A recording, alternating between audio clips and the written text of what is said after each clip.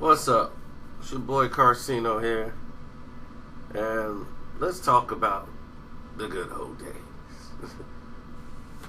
So, back in '93 when Into the Wu-Tang came out, and when Cash Rules Everything Around Me dropped, it just blew and went global. Tupac was one of the biggest fans of that song. He used to sing it to every lady. Ladies. I mean, sing the song, not rap it. He would grab chicks and be singing that song. Cash rules everything around me. Cream, get the money. Dollar. He changed the whole tempo. He loved Cash Rules Everything Around. That was Tupac's jam. He was so promoting that song everywhere he went. Loved the Wu-Tang, loved everything. Then he gets shot a year later in New York. You know, he accidentally shot himself first, and then, other shots followed. But once that happened, he's in jail. Raekwon comes out with his album. And when he comes out with his album, it's got,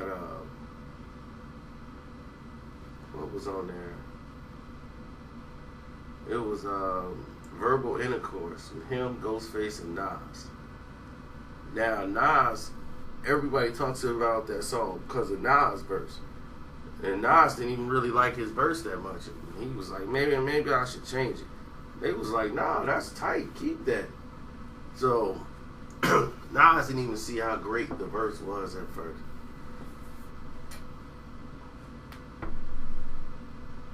So, with this said and done, the song come out, and then once it comes out, nobody really... See, you got to remember, this is before Hit 'Em Up.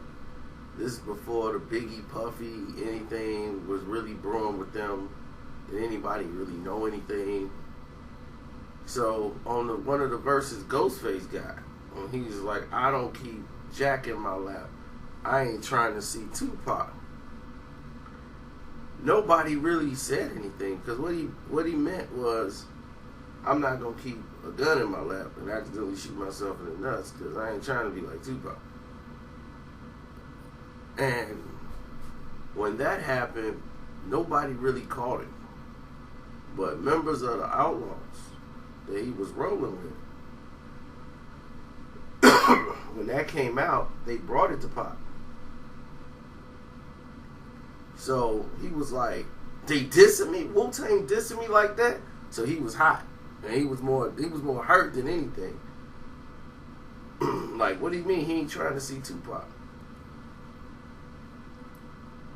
So he was like, when I get out, he was like, get at him. Get at, when you see them, get at him.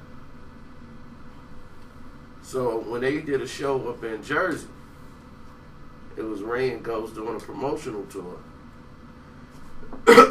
Some members of the Outlaws, I don't know who, because if you ask 45 people, they'll give you 45 different names.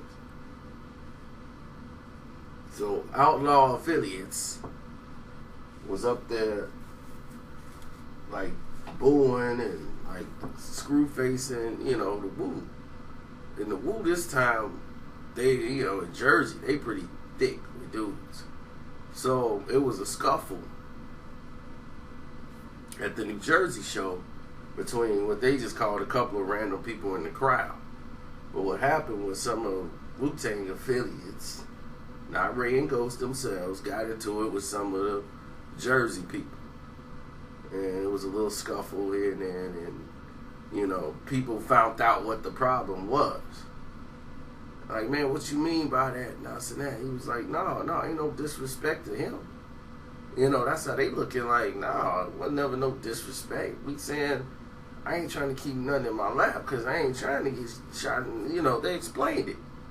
So he's like, no, it's all love with dude. you know, and they was like, look, man, they was like, yeah, we'll go visit them and all this stuff if that was the case. You know, if there's a problem, ain't no problem with dude. So everybody squashed everything up. So there's no problem with Wu-Tang.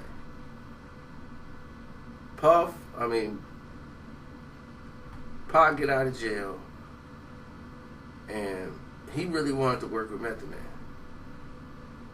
and get some East Coast on his album. But, you know, he knew that would probably be a difficult task. So they already had Method Man and Redman permit to do the song with the Dog Pound. So that's when Pac ended up jumping on that song, which they didn't really mind. They cut Deck off and everybody else because they got the approval from Def Jam. So you got the Dog Pound on there. That's why so many verses on that song. And that song is just so long. And Pac came in with his East Coast flow.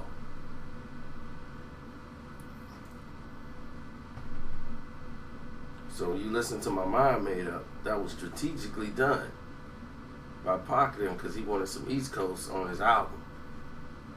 You know, he didn't want to make a complete West Side album without having something from the East Coast on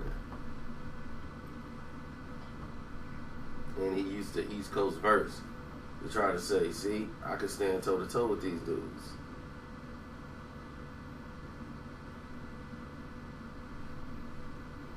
So that was it. It was a little small thing, but because there was no internet, no radio at the time, it didn't get, like, radio was there, but, you know, nothing dedicated to to magnifying, you know, what the problems is. Radio stations now, they barely play music. It's just talk radio.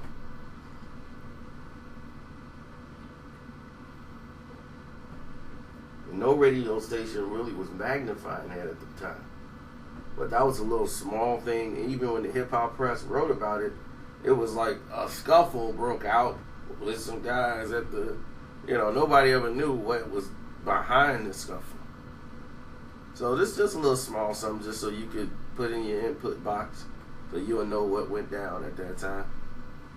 And go back to listen to Verbal Intercourse. For you younger guys who didn't understand or don't know, we're not punishing you for being young. We understand you young. You know, and don't forget, follow the playlist. And if you see somebody named below it and it ain't Carcino for Life, you're watching a clone. I'm out.